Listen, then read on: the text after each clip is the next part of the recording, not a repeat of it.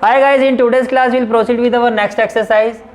Now next exercise is exercise 12.2. Exercise 12.2. The concept of this exercise is derivative. The concept of this exercise is derivative. तो कोई यहाँ पर दो word आते हैं, एक होता है डेरिवेटिव और दूसरा एक वर्ड आता है डिफरेंशिएशन. मैंने क्या कहा? डेरिवेटिव और एक वर्ड होता है डिफरेंशिएशन. अब दोनों में क्या दोनों चीज़ें सेम है या दोनों में डिफरेंस है? सबसे पहले हम ये समझते हैं कि डेरिवेटिव क्या होता है. डेरिवेटिव का मतलब होता है change in one variable. What is the meaning of derivative? Change in one variable, change in one variable with respect to other variable. Change in one variable with respect to other variable. जैसे कि for example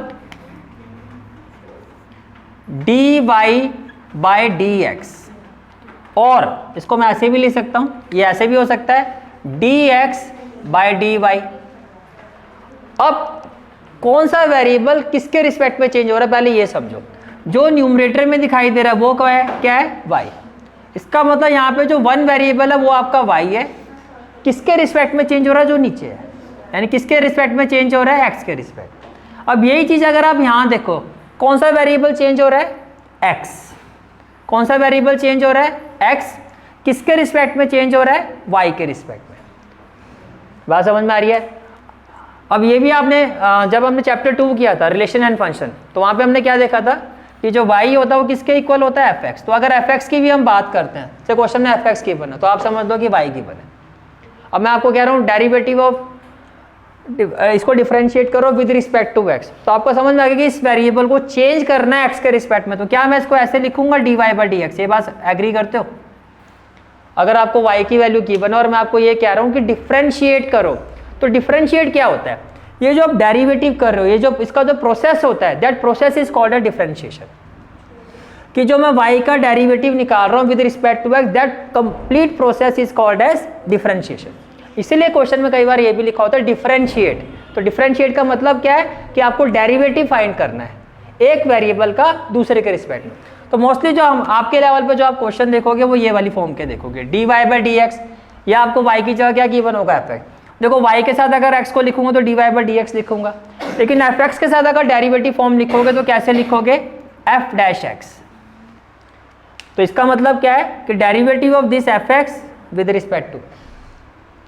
समझ में आ गया? अगर fx की one होगा तो डेरिवेटिव कैसे लिखोगे? f dash x. y की वन होगा तो डिफरेंशिएटिव फॉर्म में क्या लिखोगे? dy by d x. क्या इतनी बात समझ में आ गई? अब क्वेश्चन ये बनता है कि ये जो y है, ये जो y है ये क्या हो सकता है? ये जो जैसे dy बाई डी एक्स की मैं बात करूँ तो y क्या हो सकता है? ये जो y है आपका, ये आपका कांस्टेंट फंक्शन भी हो सकता है, ये आपका एक लॉगरिथमिक फंक्शन भी हो सकता है. क्या हो सकता है? Logarithmic function. ये y जो है आपका एल्जेब्रिक फंक्शन भी हो सकता है. ये y जो है आपका एक्सपोनेंशियल फंक्शन भी हो सकता है. और जो आपका सबसे फेवरेट फंक्शन है, ये y जो आपका ट्रिग्नोमेट्रिक फंक्शन भी हो सकता है, जो आपको ज़रूर से ज़्यादा पसंद है. ये y आपका ट्रिग्नोमेट्रिक फंक्शन भी हो सकता है. लेकिन अगर मैं एनसीईआरटी लेवल पे बात करूँ, किस पर बात करूँ? एनसीईआरटी लेवल पर, तो ना आपको लॉगरिथमिक फंक्शन देखने को मिलेगा ना आपको एक्सपोनेंशियल मिलेगा. जब हम एक्स्ट्रा क्वेश्चंस करेंगे तो मैं आपको ये क्वेश्चंस कराऊंगा. आपके लेवल पर जो है आपको जो क्वेश्चंस मिलेंगे वो मिलेंगे या तो कांस्टेंट फंक्शन या ट्रिग्नोमेट्रिक या एल्जेब्रिक. तो समझ में आ गया क्या होता है derivative? Change in one variable with respect to other variable. अगर dy बाई डी एक्स है तो किसको चेंज कर रहे हो? y को. किसके रिस्पेक्ट में कर रहे हो? जिसके रिस्पेक्ट में कर रहे हो वो नीचे आएगा. जैसे कि आप साइंस में लाइट पढ़ते हो, रिफ्रैक्टिव इंडेक्स, जिस मीडियम के रिस्पेक्ट में बात होती थी वो डिनोमिनेटर में लिखा जाता है. समझ लो कुछ वैसा ही, जो नीचे आ रहा है उसके रिस्पेक्ट में चेंज हो रहा है. समझ में आ रहा है? ठीक है.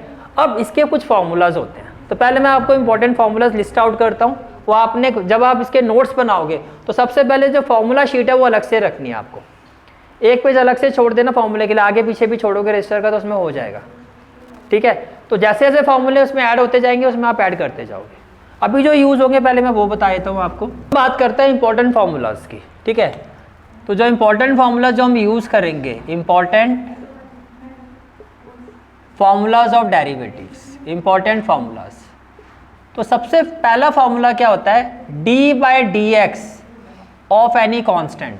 सी का मतलब क्या है? कांस्टेंट। किसी भी कांस्टेंट का डेरिवेटिव निकालोगे। अब बताओ कांस्टेंट को क्या हम चेंज कर सकते हैं? नहीं ना, कांस्टेंट को तो चेंज कर ही नहीं सकते हो। तो किसी भी कांस्टेंट, सी यहाँ पर क्या है? Constant. What is C? Constant. किसी भी कांस्टेंट का डेरिवेटिव जो होगा जब चेंज नहीं कर सकते तो जीरो। तो कोई भी कांस्टेंट होगा, फॉर एग्जांपल मैंने लिखा d/dx ऑफ 5। अब 5 आपको पता है कांस्टेंट है, तो क्या होगा? जीरो। क्या होगा? जीरो। ये बात समझ में आ गई? ठीक है। दूसरा फॉर्मूला आता है आपका d/dx of x raise to power n। मान लो जो आपका गिवन फंक्शन है वो इस फॉर्म में है, x की पावर कुछ भी हो सकती है, पावर को हम क्या मान रहे हैं? n है। तो ये किसके इक्वल होता है? इसमें क्या करना होता है, ये जो पावर है ये आपकी आगे आ जाती है। जैसे x raise to power n है, जब मैं इसका डेरिवेटिव करूंगा तो पावर को आप आगे लेके आ जाओ, तो क्या हो जाएगा? nx। और फिर इस पावर n आगे आ गया, और इस पावर की जो भी वैल्यू है उसमें से एक कम कर दो, n-1।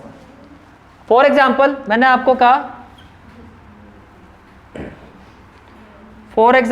आपको कहा d/dx of x raise to power 7 बताओ, तो बताओ क्या होना चाहिए? पावर को आगे लेके आ जाओ, n की जगह 7 को रखो तो 7 आएगा x, और 7 में से कम कर दो तो 6 आना चाहिए। क्या आना चाहिए? 6। इसी तरह से अगर मैं आपको कहूँ d/dx of x raise to power -3, तो क्या कहोगे? n-3 है, इसको आगे लेके आ जाओ तो -3x, और n-1, -3 -1 क्या होगा? -4। इसको आप चाहो तो आगे जाके -3/x रेज टू पावर 4 लिख सकते हो, लेकिन डेरिवेटिव ये है आपका। तो ये दो फॉर्मूले क्लियर हो गए। फर्स्ट क्या? किसी भी कांस्टेंट का जो डेरिवेटिव होता है वो किसके इक्वल होता है? जीरो के। दूसरा क्या? x raise to power n form का जो डेरिवेटिव होता है वो किसके इक्वल होता है? nx raise to power n-1। यहाँ तक कोई डाउट? क्लियर है? ठीक है। अभी मैं वही डिस्कस कर रहा हूँ जो आपके लेवल पर फॉर्मूले हैं, जो आपको इस एक्सरसाइज में मिलेंगे। ठीक है। थर्ड जो आपका डेरिवेटिव आता है, थर्ड फॉर्मूला जो आता है आपका d/dx ऑफ, अगर d/dx ऑफ मैं आपको कहता हूँ 1/x, तो ये होता है आपका -1/x²। क्या होता है? -1/x। अब इसी को अगर मैं ऐसे कहता हूँ d/dx ऑफ 1/x², यानी कि इसका डेरिवेटिव, तो ये होता है -2/x रेज टू पावर 3। थोड़ा सा पैटर्न को समझने की कोशिश करना। अगर मैं आपको कहता हूँ d/dx of 1/x raise to power 3, तो ये क्या है? -3/x raise to power 4। तो कुछ समझ में आ रहा है आपको? वो कह रहा है कि जो पावर है फिर माइनस वैल्यू ऊपर जा रही है, और फिर नीचे क्या आ रहा है? जो भी वैल्यू है उसमें एक ज़्यादा। यानी कि अगर मैं इसको n फॉर्म में लिखूँ d/dx of 1/x raise to power n, तो बेसिकली ये किसके इक्वल होता है? -n/x raise to power n+1। कोई डाउट है तो बताओ। तो जब भी इस फॉर्म में आएगा आपको कुछ नहीं करना, जो पावर है उसके आगे माइनस, और डिनोमिनेटर में x raise to power n+1। यहाँ तक कोई भी डाउट है तो पूछ सकते हो। चलूँ मैं आगे। कितने फॉर्मूले हो गए आपके? 1, 2 और 3। क्लियर है यहाँ तक? ठीक है।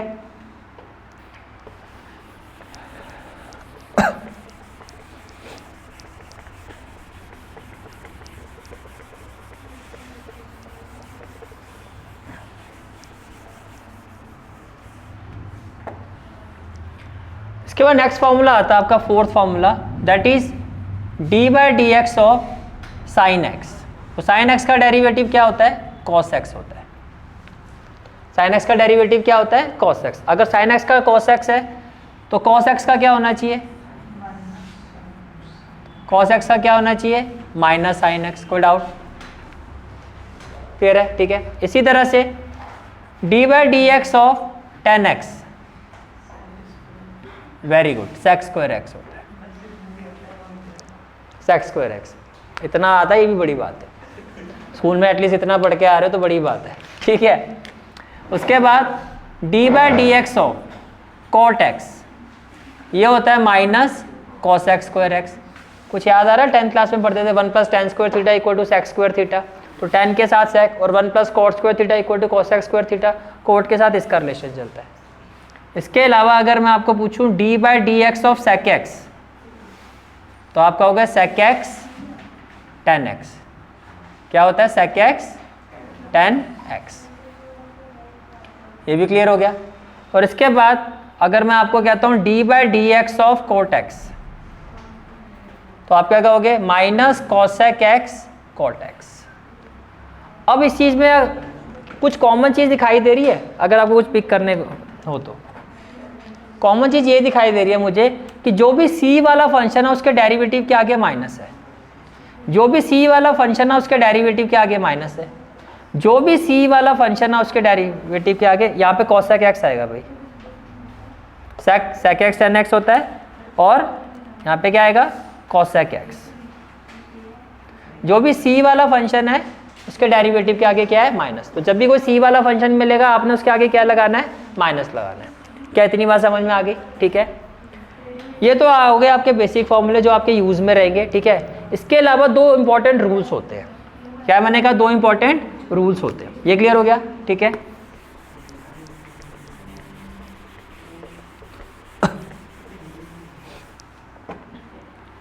अब दो इंपॉर्टेंट रूल्स क्या होते हैं? पहला रूल होता है आपका प्रोडक्ट रूल। क्या होता है? Product rule. और दूसरा रूल होता है आपका क्वोशिएंट रूल। क्या होता है? क्वोशिएंट। अब प्रोडक्ट में प्रोडक्ट नहीं करना है ना, क्वोशिएंट में आपका कोई डिविजिबल होगा। अब ये है क्या समझो, जब दो डिफरेंट फंक्शन प्रोडक्ट फॉर्म में से एक फंक्शन u है और दूसरा फंक्शन क्या है v, दो डिफरेंट फंक्शन जब प्रोडक्ट फॉर्म में हो, जैसे कि एग्जांपल के तौर पे मैंने लिखा x sin x। क्या लिखा? x एक अलजेब्रिक फंक्शन है और sin x आपका एक अलग फंक्शन है, दोनों अलग अलग फंक्शन है। या फिर ऐसे समझो कि दो फंक्शन प्रोडक्ट फॉर्म में है, तो जब दो फंक्शन प्रोडक्ट फॉर्म में होते हैं तो उनका डेरिवेटिव हम प्रोडक्ट रूल से फाइंड करते हैं। तो एक फंक्शन को आप मान लो u है, दूसरे फंक्शन को मान लो v, और यहाँ पे लिखो d/dx। अब जो पहला फंक्शन है जिसको आप u कह रहे हो, मान लेते हैं ये फर्स्ट फंक्शन है, और जो साथ में जो दूसरा फंक्शन है इसको हम मान लेते हैं ये कौन सा फंक्शन है? सेकंड फंक्शन है। अब प्रोडक्ट रूल क्या कहता है कि फर्स्ट फंक्शन को तो एज इट इज लिख दो, u को एज इट इज लिख दो, लिखा, फिर डेरिवेटिव फाइंड करो सेकंड फंक्शन का, तो d/dx ऑफ क्या हो गया? सेकंड, फिर प्लस, अब यही चीज उल्टा कर दो, पहले क्या लिखूंगा? सेकंड फंक्शन, और किसका डेरिवेटिव फाइंड करूंगा? फर्स्ट का। क्या इतनी बात समझ में आ रही है आपकी?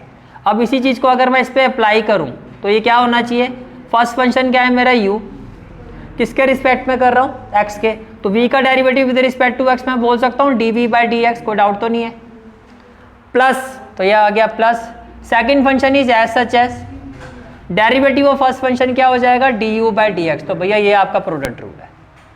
जब दो फंक्शन प्रोडक्ट फॉर्म में हो, जैसे कुछ भी हो सकता है, जैसे x into sine x, y into कुछ भी हो गया, कुछ भी हो गया, अगर दो फंक्शन प्रोडक्ट फॉर्म में है तो हम प्रोडक्ट रूल से सॉल्व करेंगे। से tan x into sine x हो गया, और tan x into sine x, tan x एक फंक्शन हो गया, साइन एक्स दोनों मल्टीप्लाई में है। अगर कोई आइडेंटिटी नहीं लगा सकता तो मैं इसको ऐसे करूंगा, जैसे साइन एक्स और कॉस एक्स है, वहाँ तो आप आइडेंटिटी लगा दोगे, 2 से मल्टीप्लाई, 2 से डिवाइड, 2 साइन है कॉस है क्या हो जाएगा? साइन 2 है, तो वो तो फिर एक ही फंक्शन में हो गया। अगर वो नहीं हो रहा तो फिर क्या? अलग अलग है, प्रोडक्ट फॉर्म में, प्रोडक्ट रूल। बाकी हम जब करेंगे तो समझ में आएगा, इतना समझ में आ गया। उसके बाद आते हैं क्वोशिएंट रूल में। क्वोशिएंट रूल क्या होता है? देखो, अब इसी तरह से मान लो दो फंक्शन है आपके, लेकिन डिविजिबल फॉर्म में, u/v फॉर्म में, तो यहाँ पे लगेगा क्वोशिएंट रूल।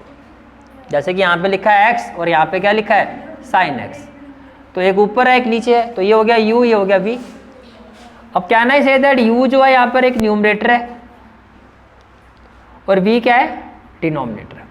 तो जब हम क्वोशिएंट रूल अप्लाई करते हैं तो इसी तरह से अगर मैं बेसिक फॉर्म में बात करूं तो सबसे पहले जो भी डिनोमिनेटर है उसका हम स्क्वायर कर देते हैं, जो भी डिनोमिनेटर है उसको क्या कर देते हैं? स्क्वायर। अब जिसका आपने स्क्वायर किया है इसको आप न्यूमरेटर में एज इट इज लिखो, लिखा। अब बचा कौन? न्यूमरेटर, इसका डेरिवेटिव कर दो, तो क्या हो जाएगा? d/dx of n। क्या हो जाएगा? d/dx of n। ये बात समझ में आ रही है? इसमें प्लस और इसमें माइनस, फिर न्यूमरेटर को एज इट इज लिखो, लिखा, और d/dx ऑफ क्या कर दो? डिनोमिनेटर है। कोई डाउट है तो बताओ। यानी कि अगर मैं इसको अप्लाई करूं तो फिर डिनोमिनेटर में क्या आएगा? v² आएगा, फिर v आपका एज इट इज आ जाएगा, फिर क्या होगा? d/dx ऑफ u, यानी कि du/dx, फिर क्या होगा? माइनस न्यूमरेटर आपका as it is, that is u, और डेरिवेटिव ऑफ डिनोमिनेटर।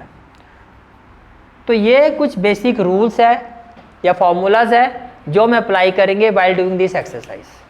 तो ये चीज़ें समझ में आ गई, तो करें आप स्टार्ट। ठीक है, पूरी एक्सरसाइज की जो प्लेलिस्ट का लिंक है वो आपको डिस्क्रिप्शन और कमेंट सेक्शन में मिल जाएगा। जहाँ तक आपके मैथ्स कोर्स की बात है, कंप्लीट मैथमेटिक्स कोर्स की जो प्लेलिस्ट का लिंक है वो आपको डिस्क्रिप्शन सेक्शन में मिल जाएगा। So bye, take care and have a great day.